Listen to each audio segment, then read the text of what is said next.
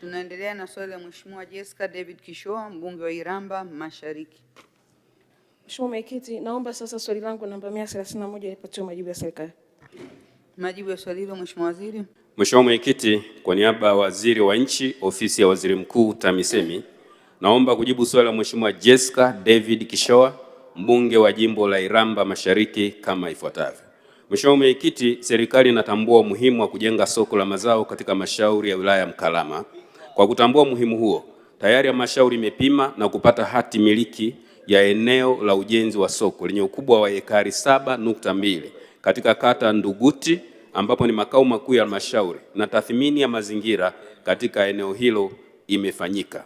Mheshimiwa Mwenyekiti, kazi inayoendelea ni kukamilisha upembuzi yakinifu na usanifu wa mradi huu ambao unatarajiwa kukamilika Juni 2026. Baada ya upembuzi yakinifu kukamilika, serikali itatenga budget na kuanza ujenzi wa soko hilo. Asante. Mheshimiwa Jessica David Kishoa.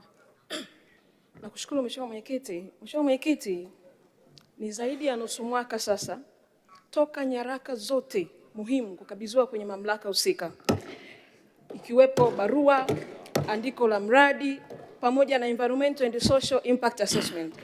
Lakini mpaka sasa hakuna majibu yoyote. Wananchi wa wilaya ya Mkalama wanataka kujua barua zao, nyaraka zao zimekwamia wapi.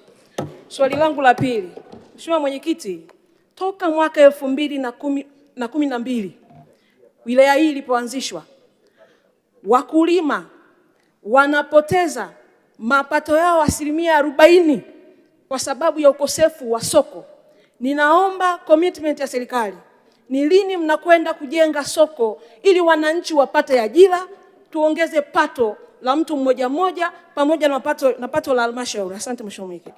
Majibu na maswali hayo Mheshimiwa Waziri. Asante sana Mheshimiwa Mwenyekiti. Mheshimiwa Mwenyekiti, Mheshimiwa Jessica David Kishoa, mbunge wa Iramba Mashariki, anawatendea haki sana wananchi wa jimbo la Iramba Mashariki. Anawasemea kwa dhati kabisa, ameleta hoja hizi mara kadhaa, na serikali hii ya awamu ya 6 inayoongozwa na Mheshimiwa Dr. Samia Suluhu Hassan imezipokea kwa mikono miwili. Kwanza, tunafahamu kuna uhitaji wa kujenga soko la mazao, na ndio maana tayari timu ya wataalamu iko site tunavyoongea sasa, na June au kabla ya June tutakuwa tumepata design yote, lakini na usanifu wa kina.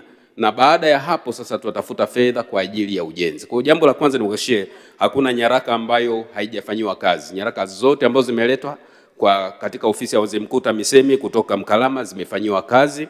Ndio maana timu iko pale site, na nikuhakikishie wewe na wananchi wa Mkalama kwamba jambo hilo litakwenda kufanyika. Lakini swala la pili, Mheshimiwa Mwenyekiti, tunafahamu kwamba kuna upotevu wa mazao baada ya mavuno, na wananchi wa Mkalama wanahitaji kupata soko ili kuokoa mazao yanayopotea baada ya mavuno. Na mimi naomba nikuhakikishie kwamba tutakwenda kujenga soko hilo mapema iwezekanavyo baada ya fedha kukamilika kupatikana, lakini pia na usanifu kupatikana.